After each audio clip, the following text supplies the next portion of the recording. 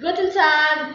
In this video, we're going to show and explain to you how social entrepreneurs identify and evaluate opportunities, the social and institutional barriers they face in entering social sector markets, and also the different types of entry barrier and why these barriers exist.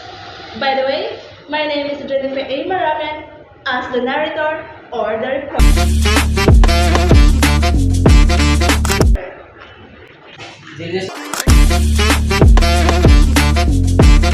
nanti akan mendengar I am Rachel Carranza as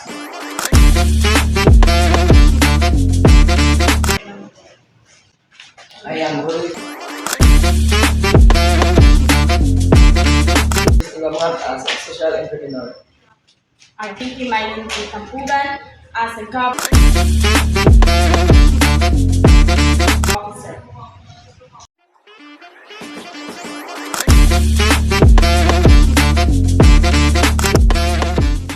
So let's proceed to the topic one. How does social entrepreneurs identify and evaluate opportunities? Well, social entrepreneurs identify opportunities by recognizing social problems that affect the communities. They evaluate them by checking if the solution is feasible, sustainable, and capable of creating good or simple life. Wow, ano ba yung design dia? Wala lagi diha dong. Nay tubig diha. Pero ko na kaya man tatanong palit. Mo sinasigurahan yung problema din. Kailangan ito matagal yung sustainable na solution. The social entrepreneur identifies a real problem and evaluates the solution before acting. Moving on to the topic 2, the social and institutional barriers. Social and institutional barriers are obstacles that prevent social entrepreneurs from entering social sector markets.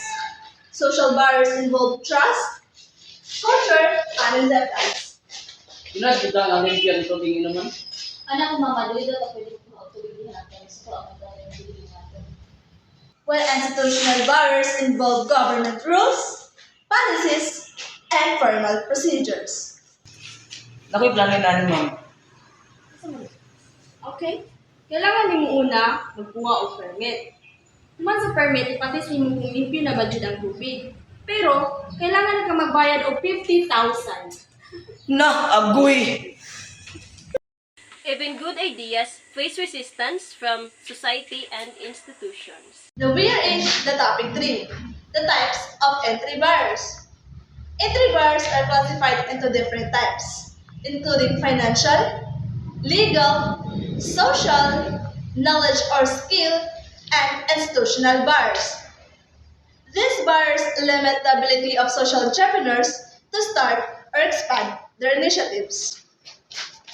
Okay, the first barriers is the financial entry barrier. A financial entry barrier refers to the lack of funds or capital needed to start or sustain a social enterprise. Without financial support, even effective solutions may fail to operate. Gusto ko mutabang provide sa libre na tubig ko. Pero di ko sure kung pag-ibig ang parta. Second entry bar, the legal or regulatory entry bar.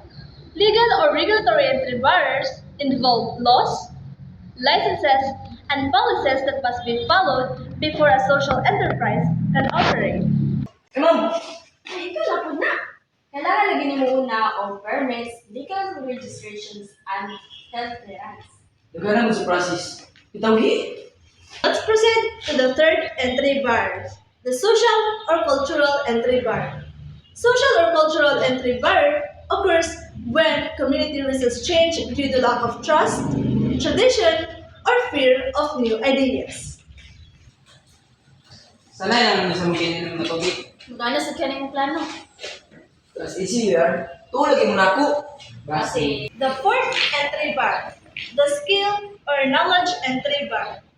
Knowledge or skill entry barriers arise when the social entrepreneurs or the community lack technical skills, information, and training. Dili mi kabalungod sa pag-maintain animal. Ikaw bala ka dahil matag may instruction kung saan. Now we are in the last or the fifth entry barrier, the institutional entry barriers. Institutional entry barriers are challenges created by established organizations or systems that favor existing players and limit new social enterprises. Ang plano mo ba?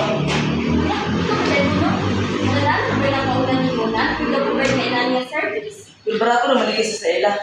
Community-based pag me. Now we're in the last and final topic. But first, I have a question. Why does barriers to entry exist? Well, barriers to entry exist to ensure safety, accountability, and quality. However, these barriers can also restrict innovation and slow down social change when they are too rigid. But social entrepreneurs overcome them through collaboration and persistence. Hindi mo gaan nga. Basta ko pagod na na-innovate ni. Your proposal is now approved. Dapat ungganan niya. Sige, masabi mo ninyo ano. Social entrepreneurship begins with opportunity, but success depends on how barriers are faced and overcome. Every barrier is a challenge, but in social entrepreneurship, challenge creates stronger solutions. That's all. Thank you.